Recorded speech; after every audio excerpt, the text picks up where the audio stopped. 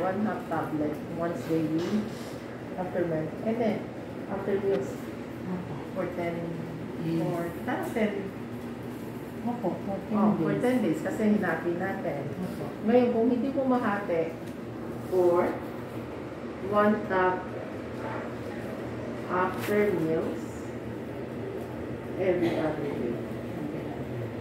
So, ibig sabihin, hindi araw-araw siya inom, kasi 10 minutes lang siya. Opo.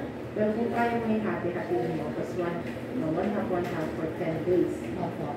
Kung naubos po yung 10 days, tignan mo kung kaya siya lalagay. Magkasama ba kayo? Palagi po kung nasa kanila. Oh, so kung mag-regular, ilista lang niya para alam mo nagre-regular o hindi. Ha? Opo. Pero okay lang po yung Dok sa edad niya. Pwede pa kasi nag-a-adjust pa kung mag-normal o hindi. Okay po? So alam mo na ha, 5 piraso hatiin, kung hindi, for balihal, pag hinati mo 10 araw. Kung hindi, 1 cup every other day.